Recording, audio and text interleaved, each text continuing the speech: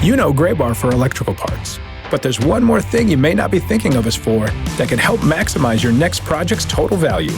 Our pre-project planning services are designed to help you win the bid, save on labor costs, and keep your installers productive across your entire build.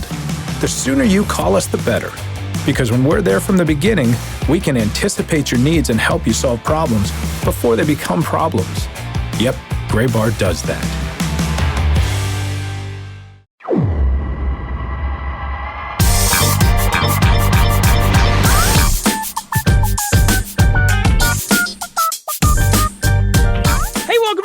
Edition of the Show Before the Show podcast, the official podcast of minor league baseball, as the second edition of this on my new computer, which I'm just going to bring up until I'm not excited about it.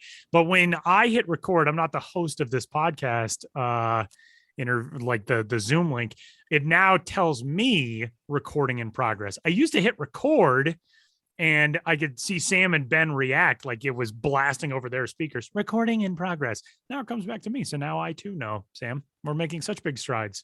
Yeah, we're only 8 years into this show. Zoom is learning to communicate with us, is what I think. It's great. It's tremendous work. So, hey, welcome. We got a lot coming up for you on this week's episode of the Show Before the Show. We're going to check in with Benjamin Hill, who is on the road coming up this weekend.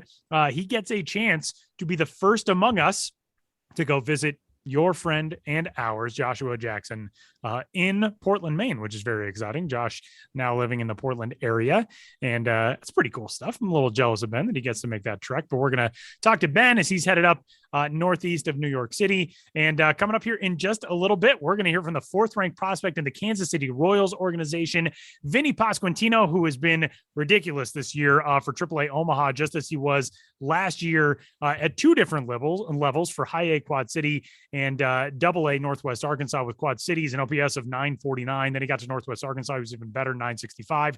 Now he's at Triple-A Omaha. He's OPSing 1059. Former Old Dominion Monarch, who has been outstanding. We'll hear from Vinny coming up here in a little while.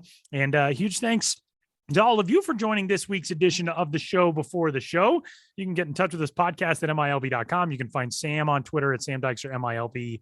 I am Tyler Mon. And without further ado, let's dive in for three strikes on this week's episode of the Show Before the Show. We're talking about the month of May. We have wrapped things up through the season's first full month. And looking in the rearview mirror, we've had a lot of top prospects already make their graduations to the big leagues. We've seen guys make the climb to the upper levels of the minors, to Double-A and Triple-A. And we're starting to see some young guys really start to make their names known as well. Sam, let's kick things off and talk about things at the plate in May. Who were some of the hitters that impressed you most last month? Yeah, there's a guy I want to highlight here from the San Francisco Giants system. That's Vaughn Brown. Excuse me, an outfielder last year, 10th round pick in the 2021 draft out of Florida Southern College. He basically played there for 5 years. I don't want to say basically played there for 5 years. He did play there for 5 years, in part because of the shortened 2020 season. A lot of guys were allowed to tack on a fifth season. He did that and it parlayed that into a draft pick with the Giants. Now he's been at Single A San Jose. A little old for the level. This is technically his age 24 season, but he was probably the best minor league hitter in the month of May. You look at his numbers, he batted 448. And that's not in a small sample. That was over 104 plate appearances, an average of 448. He had the best OPS in minor league baseball in the month of May at 1.423. Had an on-base percentage of 538, was slugging 885, hit 9 home runs in 23 games for San Jose, stole 13 bases, was not caught once. I mean, you look at Vaughn Brown's numbers through the years in Florida Southern, his last year there, he had an OPS of 1.254. Last year played in the Arizona Complex League, had an OPS there of 100. This is a guy who's basically hit everywhere he's been the last couple of years. It's just the Giant system right now is pretty loaded. It's been in the best shape that I can remember in the last number of seasons, especially in the outfield. You look at some of their outfield options. Kind of had to start the year at San Jose because of that and needed the at bats. If he was going to get him anywhere, it wasn't going to be at Eugene. It was going to be at San Jose. He's answering the call there. You look at his numbers for the year. He's batting 355 with a 443 on base percentage and 645 slugging. Again, he's too old for the California League. He should be moving pretty quickly through that system. But Vaughn Brown ticked all of the boxes in May and kind of became a name that I think a lot of us have to pay attention to just because of the way he's performing. Yes, maybe that challenge will finally come when he gets to the Northwest League. We also know that the Cal League is a hitter-friendly league, not as necessarily hitter-friendly as it was in the days of High Desert and Lancaster, but certainly still hitter-friendly. What happens when he heads north, we'll have to see. But Von Brown certainly playing his way into conversation, consideration, however you want to put it, there in the Giants system. Just a couple other guys to shout out real quick based off their performance in May. The two leaders in home runs from that month were Kerry Carpenter of the Detroit Tiger system and Matt Gorski of the Pittsburgh Pirates system. They both hit 13 home runs in the month of May. Second place is our guest this week, and we'll get into this more with him later, was Vinnie Pasquantino, who hit 12 homers for Omaha in 26 games. Very impressive month for Vinnie Pasquantino, who we will talk to, as Sam noted, coming up here in just a little bit. What about on the pitching side for strike two? Guys on the mound, you feel like May is kind of when we really see players start to find rhythm. I think in April, guys are just trying to discover, where they are getting into competition for the first time, after a normal offseason, the first normal offseason in a couple of years. In May, we sort of see that rhythmic balance to a season, especially now with so many pitchers on the starting side going once a week. Who stood out to you on the pitcher's mound? Yeah, I think that's the interesting thing about the pitching side. When you say like hitters, I think are warming up to things. It's easier to hit the warmer it gets, but also on the pitching side, especially in the minor leagues, these guys are starting to add innings. They're starting to appear maybe twice a week, pitch on Tuesday, pitch on Saturday, something like that. So as the workload kind of builds up, how is this stuff sustaining? How is it maintaining through each of these appearances? And I don't mean to make this a Kansas City Royals centric podcast this week, but the pitcher who stood out to me maybe most was their left-handed pitcher who we have right now as their number 27 prospect, Drew Parrish. Pitching at Double-A Northwest Arkansas. He had a 0.59 ERA in 5 starts. He had the best whip in minor league baseball in the month of May, 0.62. So both his ERA and whip were below 0.7, which is crazy. Really good control, only walked 4 batters in those 5 starts, 30 2/3 innings, struck out 29, so almost a batter an inning for him. The thing about Drew Parrish coming into this year, 2019 8th round pick, not a huge name, not a huge pitcher either. He's just listed at 5'11". He's got a really, really good changeup. I think that's what really helps him out because he's not going to really bring velocity. His curveball is pretty good, but not great. He's going to be low 90s. But that upper 70s changeup is really, really good. And I think it's certainly working right now at the Double-A level. I'm sure he's going to get tested at Triple-A eventually. And without that size is a really good changeup going to be enough for that. We'll see. But being able to pitch in the strike zone is a great start at Double-A. Having a good changeup where, a lot of guys haven't seen a really good changeup like the one he has, I think certainly helps him. So Drew Parrish pitching his way. I mean, he was already a top 30 prospect in the Royal system, but pitching his way into something that a lot of us are going to have to pay attention to, as he gets closer and closer to Kansas City. Vinnie Pasquantino was named to our last 2 pipeline prospect teams of the week. Another guy who joined him on that list is Minnesota Twins number 20 prospect Steve Hajar, who was taken out of the University of Michigan with a 2nd round selection last year in 2021. Steve's numbers in the month of May: 4 starts, 2-0 record, 0.51 ERA, 0.85 whip, opponents batting 071 against him, 29 strikeouts against 11 walks in 17 2/3 innings. Keep an eye on him. He had 3 starts in April, put up a 4.76 with a 1.5 whip. So the numbers have been ridiculous in May, and that's somebody else to keep an eye on as well. And wrapping up 3 strikes for this week's episode, we like to take a look sometimes at the win and loss records of organizations across minor league baseball. We talk so often about how winning and losing is not the most important things in the minor leagues. It's all about player development and that type of stuff. But there are still wins and losses in a scoreboard for a reason. Sam, what are the organizational standings looking like through now nearly 2 full months of the minor league season? Yeah, so I'll give you the top 5 teams in terms of winning percentage, and I'll give you the bottom 5 teams. And just to give you an idea of who's doing the best and who's doing the worst this year across 4 full season affiliates. Short season ball is actually supposed to begin next week, so we'll be adding a lot more to these next week, and I'm sure we'll talk about the beginning of short season ball on next week's episode. But just for now, through June 2nd, when we're recording this, these are the organizational standings. The top 5 teams right now are the Chicago Cubs, who are 111-78. The Milwaukee Brewers are number 2 at 110-78. So it's one win that separates those two clubs, or those two farm systems rather. At number 3 is the Minnesota Twins at 109-78. Number 4 is the Cleveland Guardians, one of the deeper systems in baseball, at 106-82. And tied with them, actually, the same record is the Colorado Rockies at 106-82. So those are the top 5 teams right now with the best organizational winning percentages across minor league baseball. The bottom 5, and we'll go from number 30, work our way up to number 25.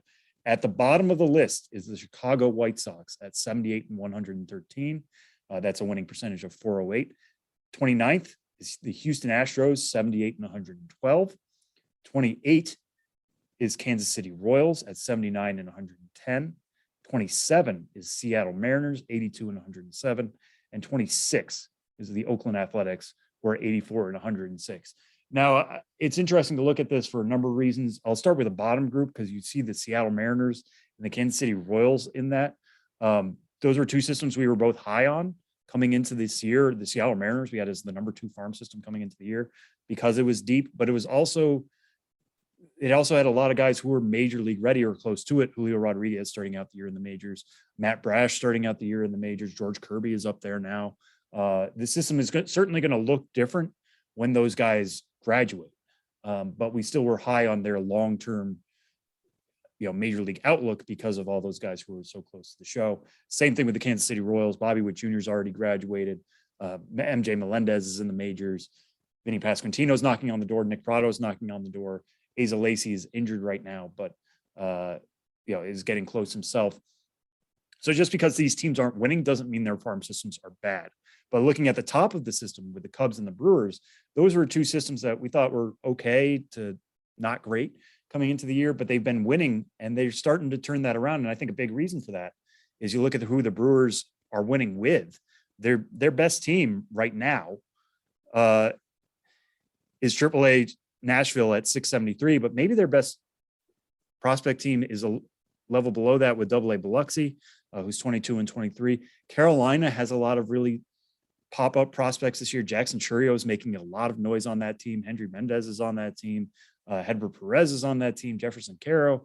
It is a very, very deep system, deeper than maybe we were giving it credit for coming into the year. And now, they're showing it on the field and the Brewers are winning. Same thing with the Cubs. We're seeing Pete Crow Armstrong, what he's capable of doing when he's healthy.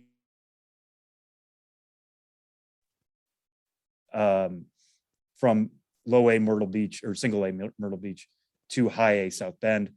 But Myrtle Beach so far this year, 34-13. They're a big driver of the Chicago Cubs' success. So as these guys start climbing, you might see South Bend starting to win more games as guys like Pete Crow Armstrong make it to that level. But yeah, we're going to have to start paying even more attention to the Chicago Cubs and Milwaukee Brewers than we thought we were coming into the year.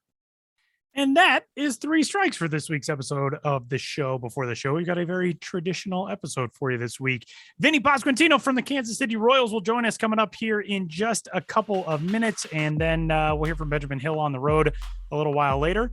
It's all ahead on this week's episode of the show before the show.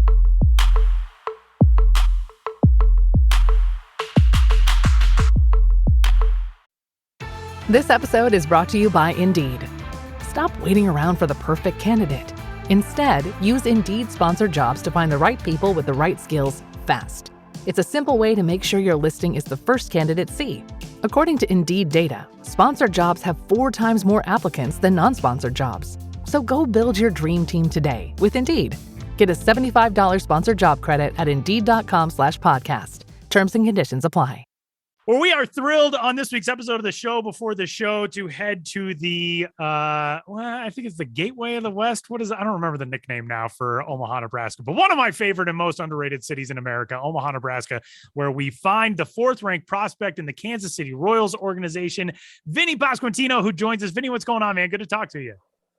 Good to talk to you guys, too. Thanks for having me on. I'm currently in the family room at Warner Park here in Nebraska, just at the stadium, getting ready for the game. So exciting.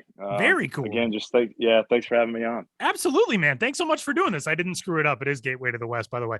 Tell us about first the situation. The ballpark, Warner Park in Omaha, is not actually in Omaha. It's in Papillion, just slightly outside of Omaha. What is the living situation like, the commute situation like when you guys are located a little bit outside of the main city? What is it like, kind of being part of that community? Yeah, it's a cool community. So I technically live in La Vista, Nebraska, which is about 10 minutes away. It's where we were fortunate enough for, how that new rule passed this year where the team provides housing for, I guess if you're still on your rookie contract, teams provide housing, which is pretty cool. So they put us up in a really nice apartment complex in La Vista, and it's about 10 minutes away. You basically take one road and you get to the stadium, and it's good. It's long enough where you can listen to a few songs and decompress on the way home, but not long enough to where it's a 30-minute commute, which is always nice. That is nice. And you are in the middle of really what we could say is your second straight or third straight breakout season, although you had a break in between that rookie campaign in 2019 and then getting to play a minor league season last year. So let's talk about 2022 to start things. You kick things off at Omaha. You're already almost 50 games in, but you got a slash line of 298, 392, 667, 15 homers so far. I know as of the beginning of this week, when we named you to our second straight Pipeline Prospect Team of the Week, you were leading all of AAA in runs batted in. You've got 52 in that category right now. It's AAA is supposed to be hard, Vinny. What's the deal here? Well, I've been fortunate to have people on base for me. That's the easiest way to drive in runs, right? Is the guys in front of me have been doing a really nice job of getting on base. I can always appreciate that. It's just one of those things. I'm just trying to hit. That's about it.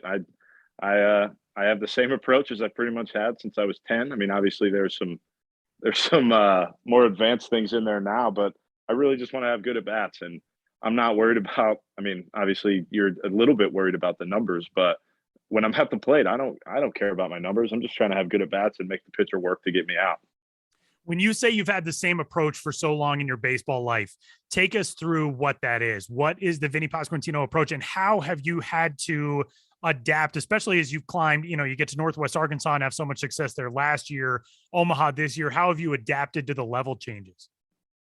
Well, my approach is quite simple. When you look at it from kind of an outsider's perspective, is I want to make the pitcher sweat a little bit when he faces me. That's about it. If I consider myself to have a good at bat, then even if it's not by industry standards, then I'm good with it. That's my goal. I have my own formula for what makes a good at bat, and it's not the same every time, right? Like if I see 10 pitches in at bat, it's normally for the most part a pretty good at bat. But if I hit 100 on the first pitch and I line out or a flat or something, depending on how I feel about it, that's a good at bat too. So I really don't look at, I hit a double there, or I hit a homer, or I hit a single, whatever it might be. I'm really looking at the approach and how I approach that at bat. And if I feel like I did a nice job, then I'm happy with it. Yeah. And you said it's always been basically the same approach with some more advanced things to it. What are some of those more advanced things to it? Because obviously once you join an organization, once you join pro ball, there's a lot more voices talking to you about hitting. So what are some of the things that may be slightly different than from your college days?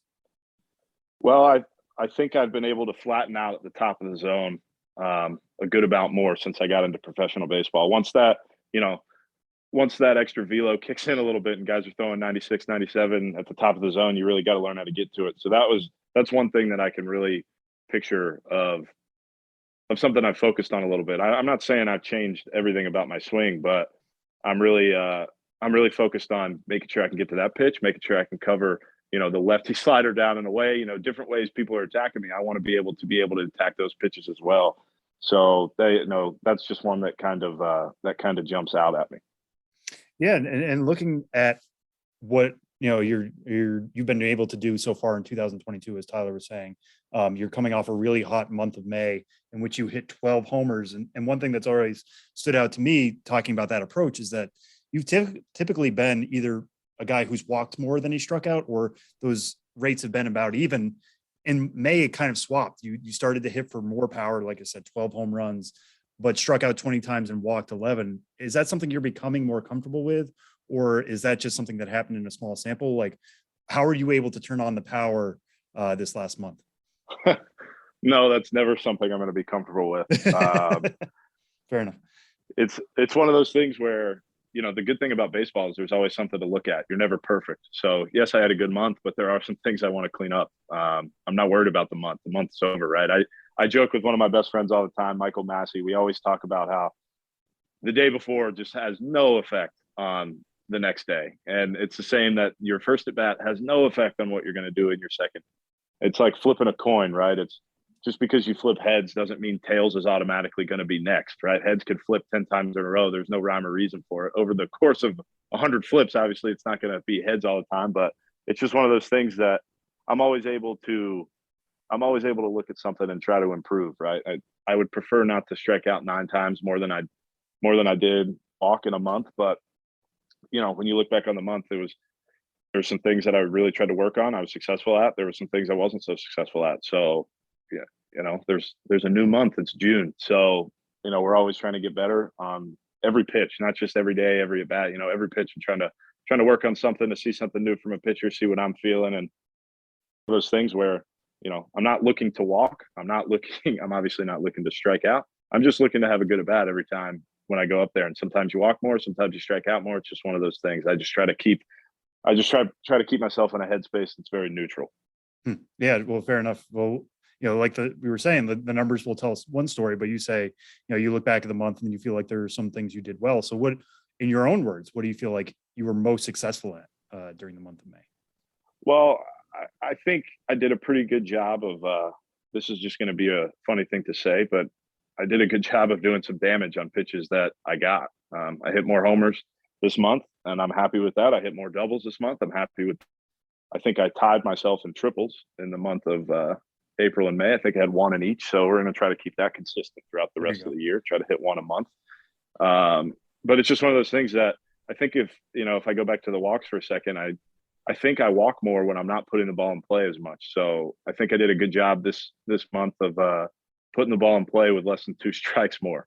So I didn't have to get into 2 strike counts because in my opinion, that's where I think I walk the most is when I get the full count and work and count. So it was just one of those things. I think I was playing the game a little bit better last month. So hopefully I can do the same thing this month and just really, just try to get the ball in play and make something happen. Vinny, you were an 11th round pick out of Old Dominion in 2019. And people, are probably not familiar with just how familiar they are with Old Dominion baseball. I mean, there's been some really good talent that has come out of Old Dominion that I think people probably aren't aware of. Justin Verlander, probably the most famous alumnus. But I know the Royals felt like they had found a gem in being able to get you where they got you. What did it mean to you to be able to go in that spot in the draft and have an organization that was so excited about getting you? It was pretty cool. And the cool thing about Royals is they really love players. So I think they were just as excited as guys that they picked after me and before me as they were me, right? I don't think it was just a me thing. I believe that they truly invest in their players, and I think it's a really cool thing. So to be in any organization that values you is a unbelievable thing. And I definitely feel valued in the Royals organization. So, I'm definitely happy that I'm a Royal. Plus, you went from the Monarchs to the Royals, which has to be a very easy transition. I also have to similar color scheme too. Exactly. Yeah, you didn't have to trade in your ODU stuff. It's perfect. That's right. I also have to ask you about this. And I've just had, ever since Sam told me we were getting you on, I was like, you know what? Vinny seems like a guy who we can have a fun conversation with because we've always heard such good things about you. And, I know Northwest Arkansas did a t-shirt giveaway this year in honor of your time there last year. You did a video for Naturals fans, and you seem like a guy who's very well able to look at where you are in your career and give some good reflection. So I have to ask you, your MLB pipeline prospect bio refers to you as a, quote, well below average runner. I am the slowest human being on the planet, and I take offense to that on your behalf. I want to point out, Vinny's got 2 triples this year. I cut the highlight of him flying to third base the other day on an RBI triple on the road. And not only that, in his career, I want everyone to know Vinny is successful on 9 of 10 stolen base chances. Vinny, please give us a defense of your speed, because I think you're getting a raw deal here. This is what we joke about with the Royals all the time. And anybody who sees the video of me running is not going to agree with what I'm about to say, but I'm a good runner, not a fast runner, right? I'm just trying to clean up my game a little bit, be a good base runner. I don't need to be flying around the bases, but I feel like I score from first to home quite a bit. Guys put it in the gap. I'm gonna give it a shot. I'm not very fast. It's just as simple as that, but I try. So there's that. I will run hard. I can give you that. So, if you want to poke holes at my speed, that's fine. But you'll never be able to poke holes in. I swear I will run hard.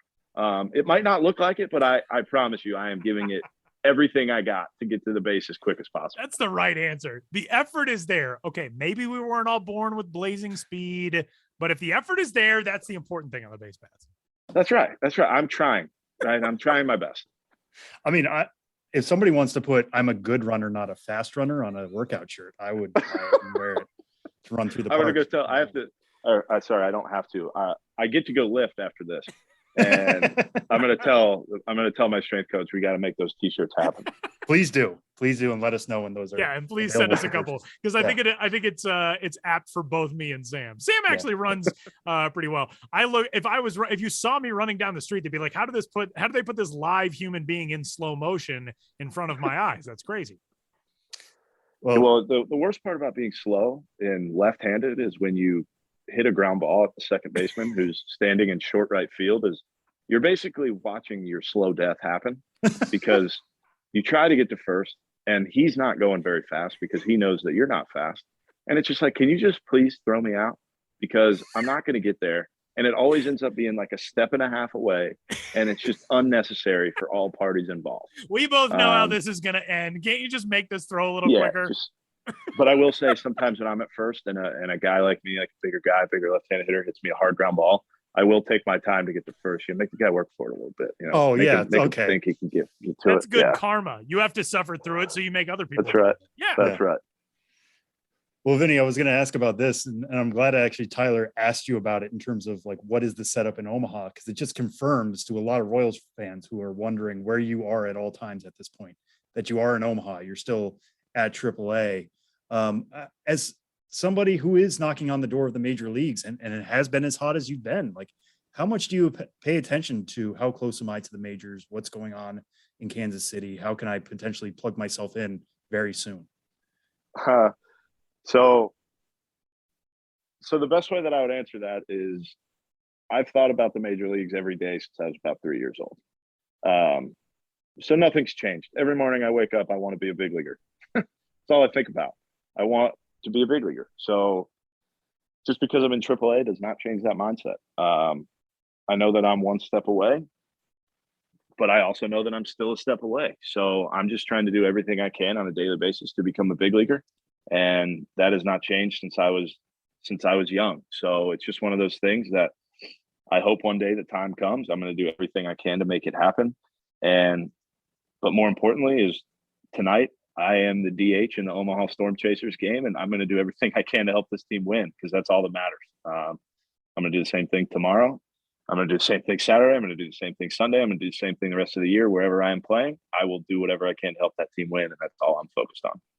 All right, well, I'll ask this then. As somebody who's thought about their major league debut since you were 3 years old, and it's a lot more real than it is for a lot of people. We just had this with Adley Rutschman. He got called up, and they had that really cool moment where you could see him take in what it was like to play in Camden Yards. He kind of did a 360 look. What do you imagine that first day is going to be like? Like, do you allow yourself to think about that? Do you allow yourself to think about what you would do in your first at bat? It's kind of funny. I've never actually, I have over the past few years, but when I think about playing Major League Baseball, I've never thought about that first moment on the field. I've always thought about standing in the middle of the field with the commissioner, with 26 other guys around me, holding a World Series trophy. Like when I close my eyes and think about Major League Baseball, that's what I think about. But I have thought a little bit about, how I'm not going to sleep. I probably won't be able to feel my legs. I probably won't remember the day very much because it's just going to be unbelievably stressful.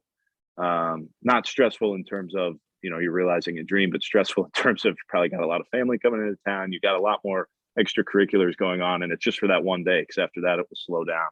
But it's just one of those things that, I'm going to take it in as much as I humanly possibly can. But at the end of the day, it's baseball, and the only thing that matters that day is whatever team I'm on. Try to help them win. I'm sorry to keep going back to that point, but at the end of the day, we're trying to win ball games, and that's what I want to do.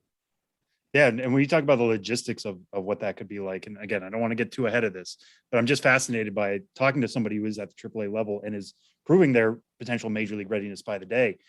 When you are at AAA now, and it is just one call away, like, do you always have to be on? Do you always keep yourself, like, do you not allow yourself to go to movies, to keep your cell phone off in case a call comes from the Royals GM or something? Like, what is it like just being at that environment, knowing you are one call away? So this is a kind of a funny side note to go off of just that.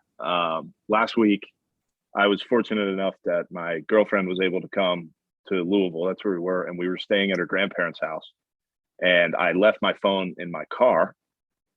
And I asked her if she would go grab it because I was I was already laying in bed. So I didn't have any interest in going, and she was still up. And she said, "Why do you need your phone?" And I go, "Well, what if somebody needs to get in touch with me? Like, I can't not have my phone."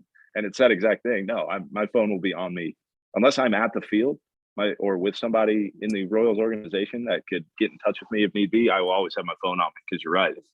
Because I believe the person who's made those phone calls so far this year is our manager, Scott Thorman. So if he ever calls me, I'm probably going to pick up on the first ring.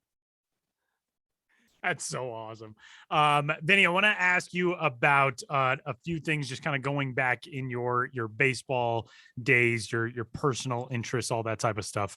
I know one of my favorite things when we have players on and went to college is to go back and look at your college bio, because there's always more fun notes in a college bio than we find on the pro ranks. Your favorite food, according to ODUsports.com, listed as a Chipotle burrito bowl. Let's get the bowl order. What's the bowl? Well, so it's changed a little bit. It's brown rice, black beans, half chicken, half steak, cheese. That's it. Wow. I'm so boring. Okay. Yeah, but interesting. So no salsas, no veggies, none of that. No, there's a fun fact about me is I'm a pretty picky eater in the fact that I cannot stand pretty much most vegetables. So, anything that's extracurricular, I don't want on pretty much anything I eat. I just want meat, cheese, and I just got into beans like a year ago. Have you heard of these beans they got now? Yeah, I just got into these. I started with pinto beans, and then my girlfriend, Ryan, we lived together in Nashville in the off season. She made these bowls at home one time, and she didn't tell me that black beans were in it, and I ate it. I was like, wow, this is pretty good. She goes, there's black beans in there, Oh man, you got me, I guess. And so now I like black beans. That is amazing. That's pretty cool. Yeah, that's pretty cool. Okay. You list putt-putt as one of your favorite hobbies. Do you get to go mini golfing much these days? I'm actually like a little bummed. I was a radio guy in the Carolina League for 3 years. Myrtle Beach, home of the Cubs affiliate now, is like the putt-putt capital of the world. Now, you didn't get to go through there on your minor league road coming up. Are there a lot of putt-putt stops in like Quad Cities or Northwest Arkansas? I know Omaha has some good places. Do you get to do it at all? Well, so I'm going to have to stop you right there because there's a difference between putt-putt and mini golf. Is there really? Yeah. I know this because if you go to so putt-putt is an actual, like, I'm going to say the word sport here.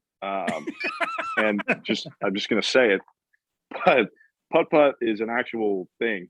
And if you find your way to the Putters Association website, and you go to 1992 and you look at the JPA national champions, you will see one Vinnie Pasquantino as a national putt-putt champion.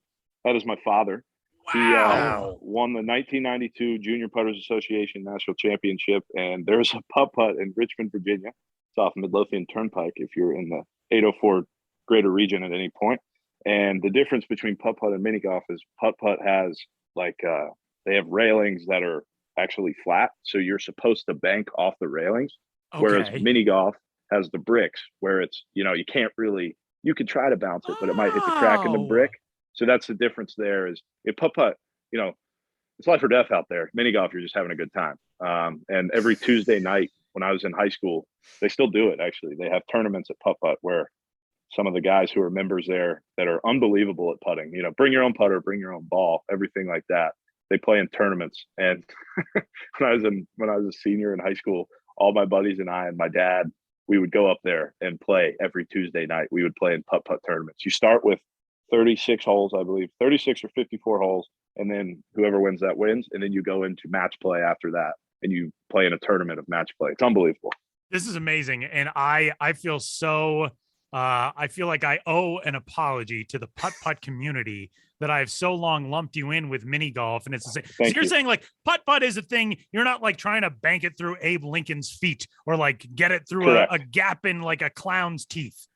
That's right. That is right. Which is funny you mentioned that. I just watched Happy Gilmore the other day, so I'm glad you brought that up. It's a good movie. Now but yeah, I know. that's the definition of mini golf right there. In Happy Gilmore, they were playing mini golf, not putt. That is fascinating, and now I know, and I have learned something. On behalf of the putt community, we accept your apology. Thank goodness. I was so worried of like the angry letters that we were going to get at the MLB offices from the angry putters. But Vinny has given me. I'm absolved now from my putt, my glaring mistake. Okay, I have to ask you this question, Vinny, as somebody who I am the half Italian member of this podcast. And I also have a father named Dennis. So we have two things in common, although he's not the Italian one. My mom is the Italian one.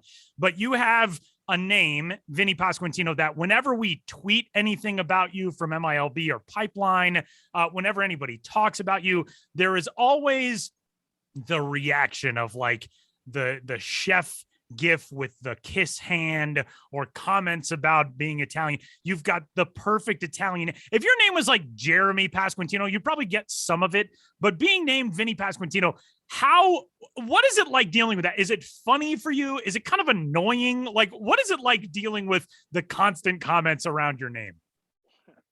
Sometimes I try to lean into it. Like right now I have long enough hair where I could slick it back and I look pretty Italian.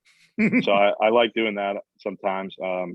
I'm a known chain wearer, so that leans right into the stereotype too of wearing a bunch of chains. So I think it's hilarious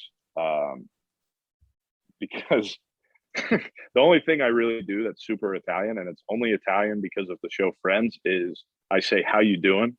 But that's like, so like if I see you in this, like anybody I see, I'll be like, "Hey man, how you doing?" That's about it. That's like the only thing that I do that you'd be like, that's relatively Italian right there.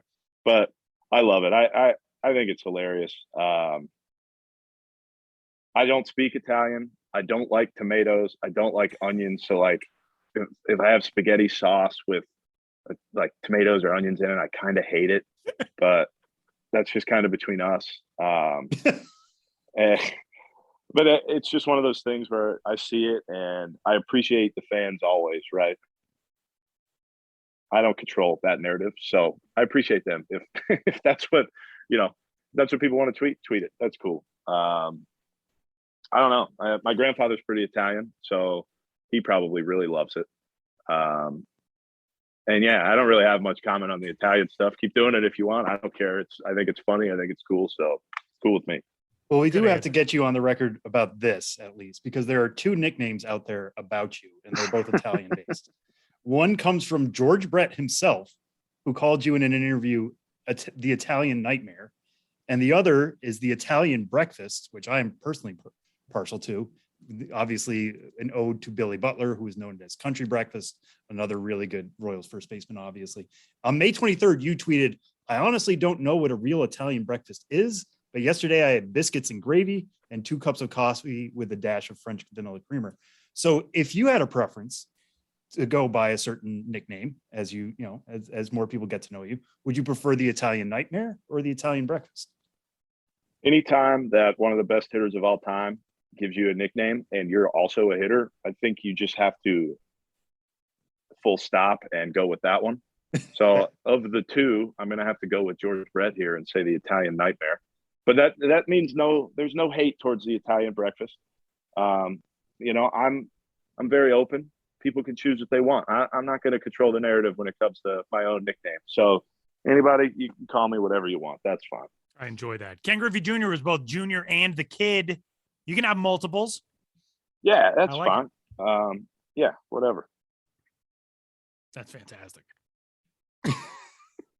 Tyler has nothing to add to that. He's Also, taking on you my at- Old Dominion, on my page, it should say somewhere on there that if there's one place you want to visit, where would it be? And because I was a freshman in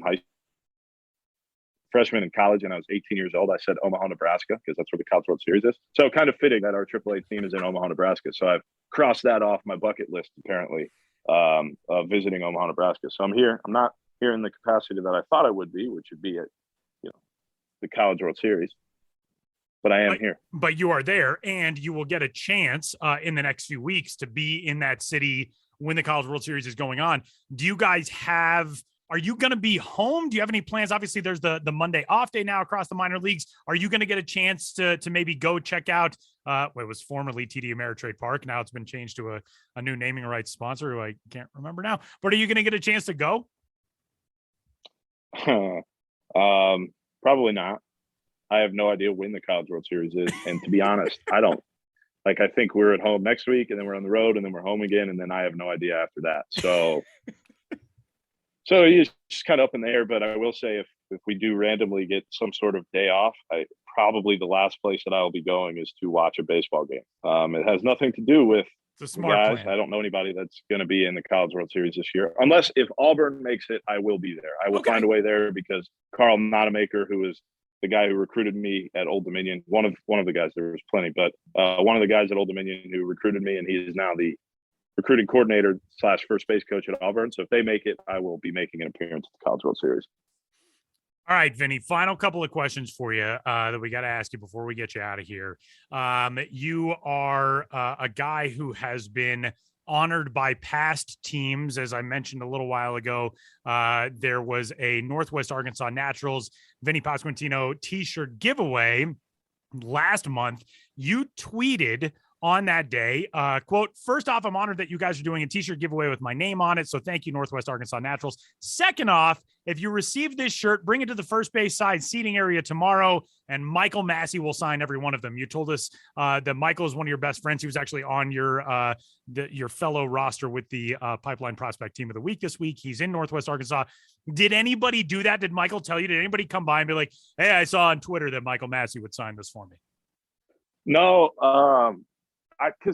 so to be honest, I tweeted that before I told him I was going to. It was about the same time, and he doesn't have a Twitter. So when I tweeted it, I immediately text him and I say, "I just want you to know that I promised 500 people if they see this that you will sign every one of their t-shirts." And some of the guys on the team were giving him some grief about that, but I guess nobody ever came to the side. He said he didn't see anybody. So I don't know if he's lying to me or what's going on there. He should have been standing there with a sign that said like designated Vinny t-shirt signer. No Michael doubt. Massey I agree 100%. So I'll have to find a way to make Michael Massey pay for that one a little bit, maybe send him. I got a few of those shirts. Maybe I'll send them to him to get him to sign them for me. Yeah. I'll keep and send those them for back. myself. Yeah. I think that's a great plan.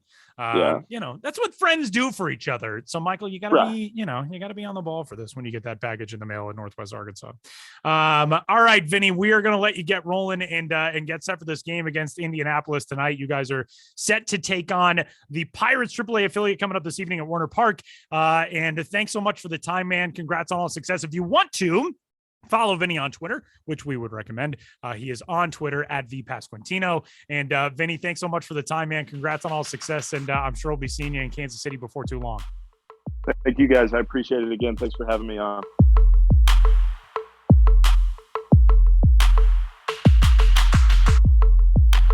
Tremendous thanks to Vinnie Pasquantino from the Kansas City Royals organization for joining the show. And we go from Omaha, Nebraska, somewhere in middle America, to the northeastern corridors of the United States in Hartford, Connecticut, where we find Benjamin Hill, who is on the road again. A short notice road trip, but a road trip that requires much less travel than the last one, right, Ben? How are you? Hey, doing well. Yeah, I'm not in Hartford yet. Right now, I'm in Northampton, Massachusetts. Oh, that's right. That's right. And have family there. Jill, my partner, her family grew up around here, or no, she grew up around here, and her family is still here. So I am in Northampton right now, driving to Hartford on Friday, June 3rd. New Hampshire Fisher Cats on June 4th. where they will play as the Manchester Chicken Tenders, because as we've mentioned before, chicken tenders were invented in Manchester, or at least that's what they say. And what I've learned at this job is if a minor league team says something, it is definitely 100% true and 100% true, refuted, and has never turned out to be otherwise. So chicken tenders, Manchester Chicken Tenders on Saturday. Then I'll come back to Northampton for Sunday into Monday, and then I will travel to Portland, Maine, home of my friend, your friend, everyone's friend, Josh Jackson. Technically, he lives in New Brunswick, but I'm going to meet up with Josh, and we're going to go to the Portland Sea Dogs game on Tuesday, June 7th. Then on Wednesday, June 8th, I'll leave Portland, say a fond farewell to Josh Jackson, pick up the rest of my family in Northampton, drive back to New York City. And it's just that time of year, isn't it? Very jealous that you get to experience a Sea Dogs game with Josh Jackson. That's going to be a lot of fun. Yeah, we don't know exactly how we're going to handle it, but I'm hoping that night, even if it just ends up being social media content throughout the day and that night, just to get a lot of short videos with him contextualizing just basically everything in the area at the ballpark. And, Josh, maybe there's just like an outfield billboard of a business we've never heard of. I bet Josh Jackson could give us a interesting explanation of what the story behind it is. Yeah, I can't wait for that. And one thing I wanted to ask about that, Ben, because it literally didn't hit me until just now, but the fact that the Fisher Cats play as the Manchester Chicken Tenders. And I think I've seen that a few times in minor league baseball where they'll even change the place name. What goes into that? Is that just because they want to be super protective of the chicken tender for Manchester, the city?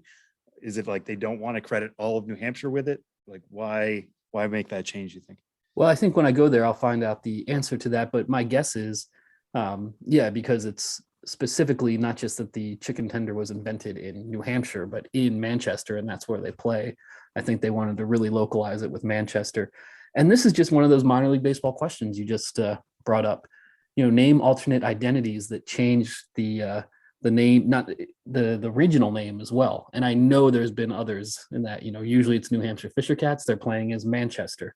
I know there's been other examples of that, but right now at this moment, I am blanking on it, and we're going to have to come up with those before the end of this episode. And of course, hit us up on Twitter, email, whatever, and let us know what we're forgetting, because I know people are listening right now thinking of some examples.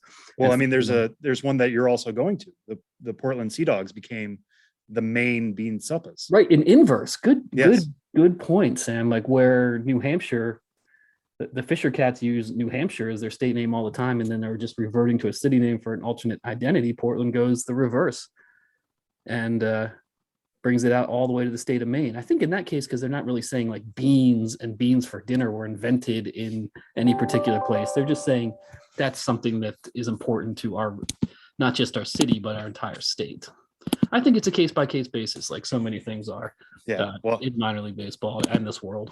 Well, I want a full report when you come back about why. You will get a full report. Why Maine does it, why Portland does it, why New Hampshire does it. There's a theme for the trip. Speaking of trips, there's still more stories you're going to be writing about your trip through Texas. You just had another one on MILB.com just yesterday on June 1st. You wrote this, or it went up on the site. It's about San Antonio bat boy, Big Mike Garcia, who was actually an icon in Sugarland, another place you visited on your trip, is now working in San Antonio. Can you tell us about meeting him and now how he's a legend in one place and is building out his own legendary status with the Missions? Yeah, it's a great minor league baseball story, and the kind of story I've always focused on through the years. And again, I'm sure a lot of people listening know from the ballparks they go to the people that make it special. And Big Mike Garcia is one of those people. He attended high school in Sugarland, Clements High School, where he was a bat boy. And he said he wanted to keep following his dreams of being a bat boy. And he has special needs, and I don't know the specifics behind that, but he went to a job fair, and the Sugarland, they were the Skeeters at the time. He went to a job fair, and the team had a program in place where they're trying to prioritize for game day employees, hiring people with special needs at the ballpark. And they got Big Mike the bat boy job, and he was there from Sugarland's inaugural season in 2012 all the way through 2021. At which point, they were an Astros affiliate and in Triple-A. So he was with the franchise from the beginning, and he just became a player and fan favorite. I mean, the way he, did his work on the field, hustling for the balls and bats, really positive attitude, really hard worker. And he moved with his family or with his mother to San Antonio this past year. And fortunately, the Missions were able to offer him their bat boy job. And so he's still a bat boy. And I know they really miss him in Sugarland. And even though I met Big Mike in San Antonio, and it's a story from San Antonio, that story's roots are in Sugarland, because when I told people there I was going to San Antonio next, it was like, oh, you're going to see Big Mike. They miss Big Mike there, and they love him. And he's a big guy, but the way he explained his nickname was just he's big beyond just being a big guy. It's just big in terms of the energy and enthusiasm and work ethic that he brings to the ballpark. And in 2016, Sugarland gave him his own bobblehead.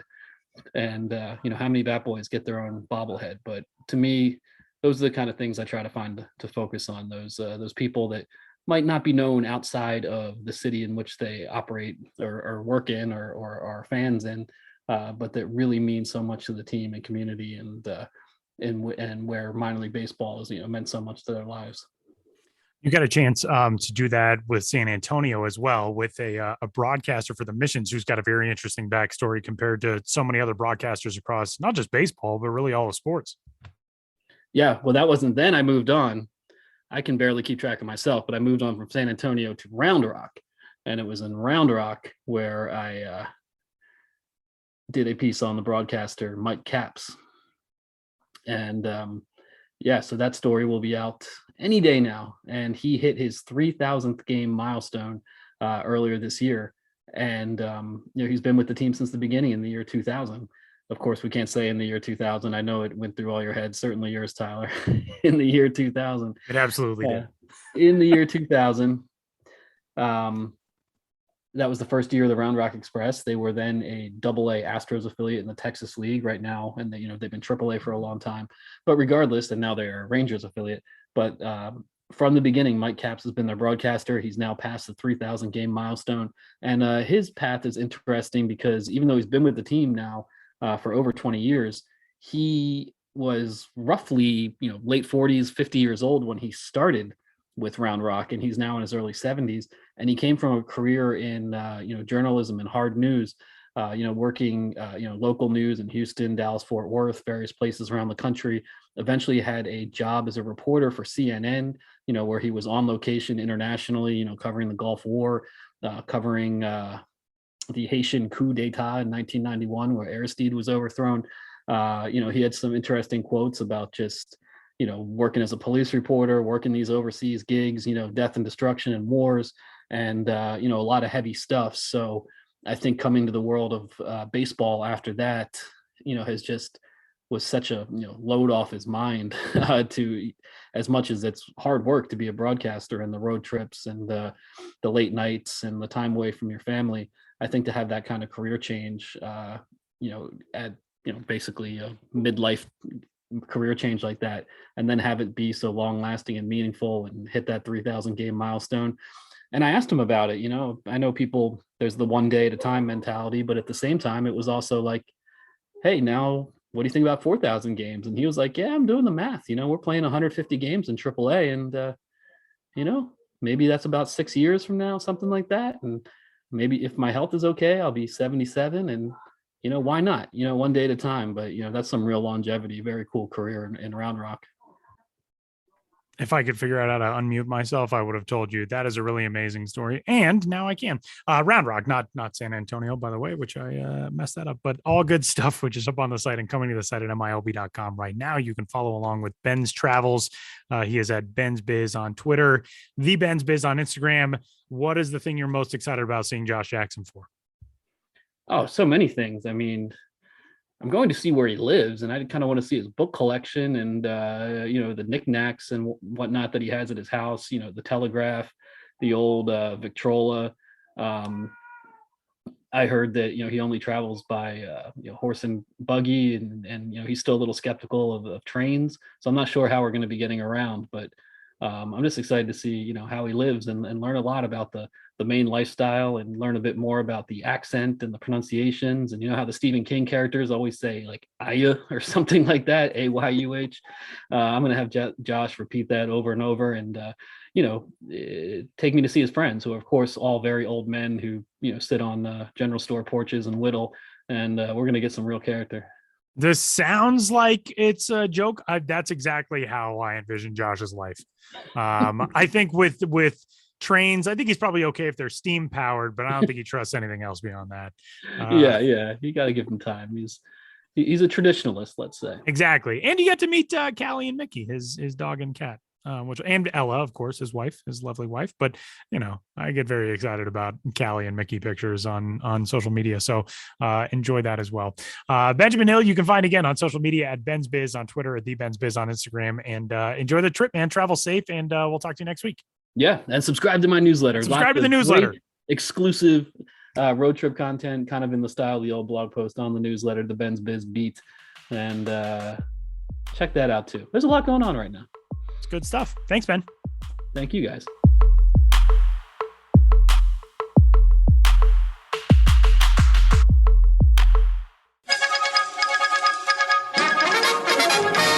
We interrupt this podcast to bring you another thrilling edition of Ghosts of the Miners. Now, here's your correspondent and host, Joshua Jackson.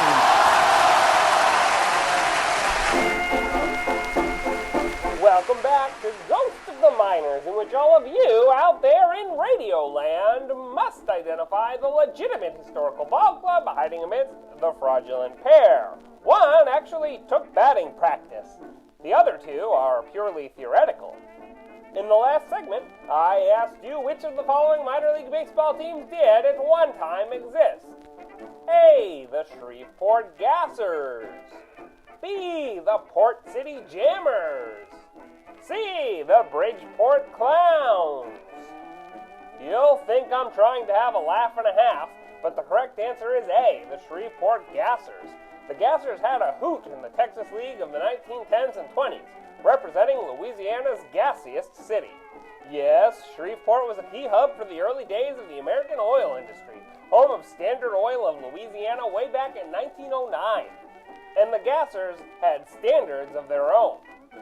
Lee Garvin, a Midwesterner who'd been a player coach for the Shreveport Pirates in 1909 and 1910 during an earlier iteration of the Texas League, was plucked away from the North Carolina State League's Winston-Salem Twins to come back to town to helm the inaugural Gassers in 1915. But Garvin and the Gassers ran out of gusto come June. On June 7, Shreveport was held hitless by pitcher Vesey of the Beaumont Oilers, falling to last place at 21-37, and Garvin tendered his resignation, citing internal interference. The Waco Morning News praised Garvin as one of the greatest comedians who ever graced a coaching line, and noted his popularity with fans. But when that Gassers faithful got a whiff of Garvin's replacement, they had to be pleased. Sidney E. Smith had seen 146 games of Major League action across 5 years as a player, including playing with the Pirates that very season.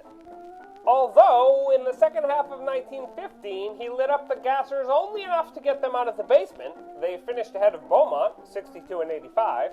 In 1916, he got Shreveport into second place. 3 years later, in 1919, a different skipper Smith, skipper Billy Smith, got the Gassers their only Texas League title, as Shreveport won the season's first heat and beat the heavily favorited second heat winning Fort Worth Panthers in the circuit's first pennant series. There's another element the Gassers ought to be known for. Jim Riley, the only player to play in both Major League Baseball and the National Hockey League, was a member of the Shreveport Nine in 1923. And that's the hot air on the Gassers. Now, on to the question for next time. Which of these fishy teams kept afloat in the minors of yesteryear? A, the Sand Lake Steelheads. B, the Corpus Christi Crispy Snappers. C, the Taunton Herrings. Want to know the answer? Grab a rod and reel. Or tune in for the next Ghosts of the Miners. But for now, you'll have to excuse me. My producer Ben Hill is headed to New England, but he hasn't even tried the old one.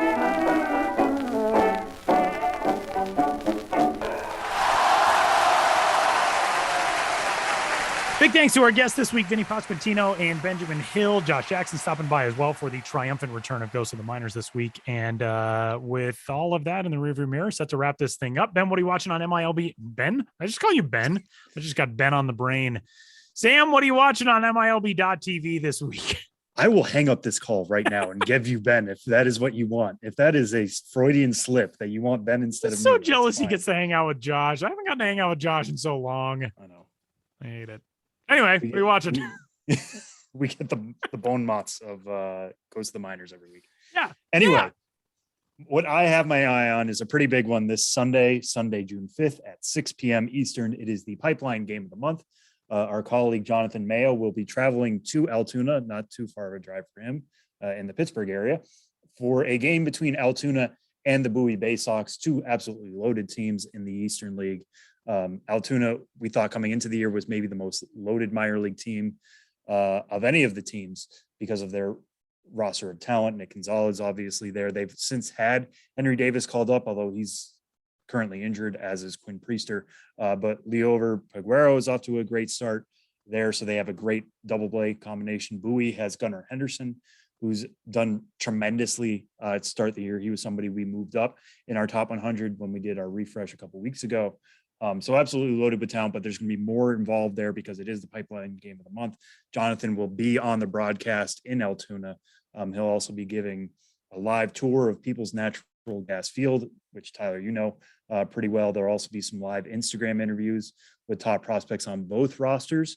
So keep an eye on other social media on Sunday, not just the game itself, but also Instagram to see those interviews. And we'll do, write those up as Q&As after the fact as well. So lots going around for this game between Pirates prospects and Orioles prospects on Sunday. You make sure you catch the MLB Pipeline Game of the Month between Bowie and Altoona. Tyler, what do you got? I'm going to step up the minor league ladder to Triple-A Columbus, which is hosting Toledo, and Riley Green, the second-ranked prospect in all of baseball, is back in the lineup at Triple-A. Riley Green coming off a foot injury that he suffered in spring training after fouling a ball off his foot, I think on April 2nd, like the last couple of days of spring training. But Riley Green is back in action, had a couple of games with Lakeland in the Florida State League at the end of May before getting the call up to Toledo. So far, he's only played 2 games with the Mud Hens, and he is 1 for 7 to kick things off back at AAA. But he and the Mud Hens are in Columbus this weekend to take on the Clippers. There was a squirrel delay in Columbus the other day, so maybe tune in for some fun there. They're also home next week to take on the Iowa Cubs. And Tuesday is Hens and Hounds night in Toledo. So I would imagine if you tune into that game, you'll get a lot of dog pictures on the broadcast, which is good for everybody. So Riley Green and the Toledo Mud Hens, my pick for this week. And that'll do it for this week's episode of the Show Before the Show podcast. Big thanks to Vinny and to Ben and to Josh. And for Sam Dykstra, my name is Tyler Maughan. We'll talk to you next week.